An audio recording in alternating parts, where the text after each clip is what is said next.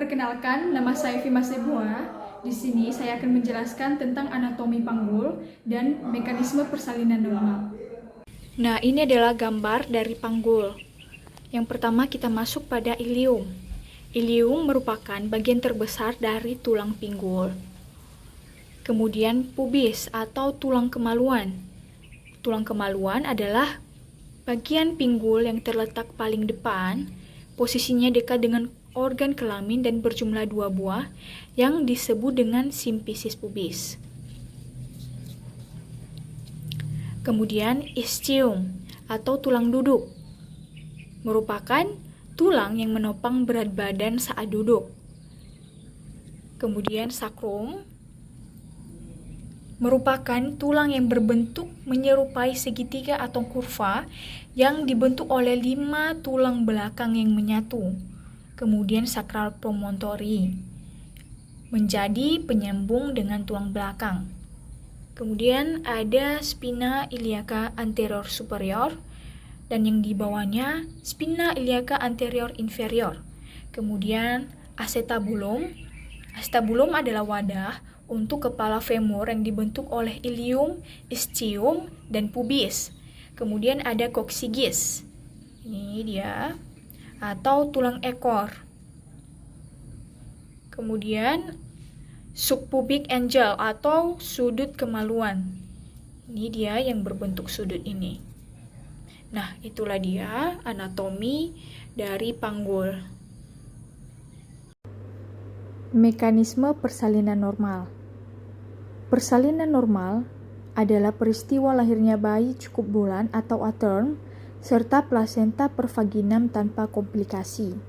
Jadi, mekanisme persalinan normal adalah rentetan gerakan pasif janin pada saat persalinan berupa penyesuaian bagian terendah, yaitu kepala janin terhadap jalan lahir atau panggul pada saat melewati jalan lahir. Mekanisme persalinan terdiri dari 7 tahap. Tahap yang pertama yaitu masuknya kepala janin ke pintu atas panggul. Pada primigravida, masuknya kepala janin dimulai pada akhir kehamilan. Pada multipara biasanya baru terjadi pada permulaan persalinan. Masuknya kepala ke dalam pintu atas panggul biasanya dengan sutura sagittalis melintang dan dengan fleksi yang ringan. Kemudian descent. Descent terjadi ketika bagian terbawah janin telah melewati panggul. Descent atau penurunan terjadi akibat 3 kekuatan, yaitu yang pertama, akibat tekanan dari cairan amnion, tekanan langsung kontraksi fundus pada janin, dan kontraksi diafragma, serta otot-otot abdomen ibu pada saat persalinan. Dengan sumbu jalan lahir yang pertama synclitimus, yaitu ketika sutura sagittalis sejajar dengan sumbu jalan lahir. Kemudian asynclitismus anterior, kepala janin mendekat ke arah promontorium sehingga os parietalis lebih rendah.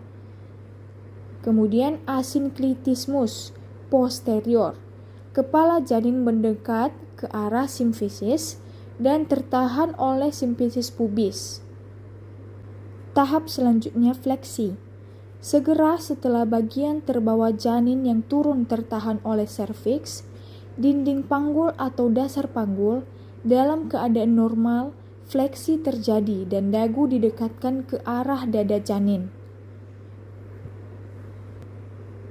Kemudian putaran paksi dalam atau internal relation.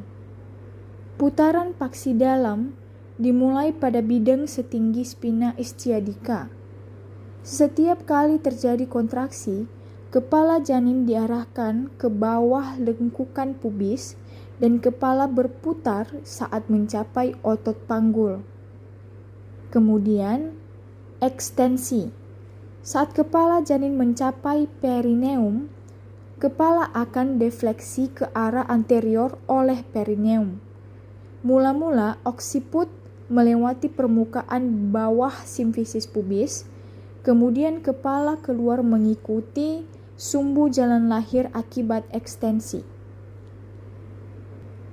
Tahap berikutnya, putaran paksi luar. Putaran paksi luar terjadi ketika kepala lahir dengan oksiput anterior. Bahu harus memutar secara internal sehingga sejajar dengan diameter antero-posterior panggul. Rotasi eksternal kepala menyertai rotasi internal bahu bayi. Kemudian tahap terakhir, ekspulsi. Setelah bahu keluar, kepala dan bahu diangkat ke atas tulang pubis ibu dan badan bayi dikeluarkan dengan gerakan fleksi lateral ke arah simfisis pubis. Itulah dia tahap-tahap dari mekanisme persalinan normal.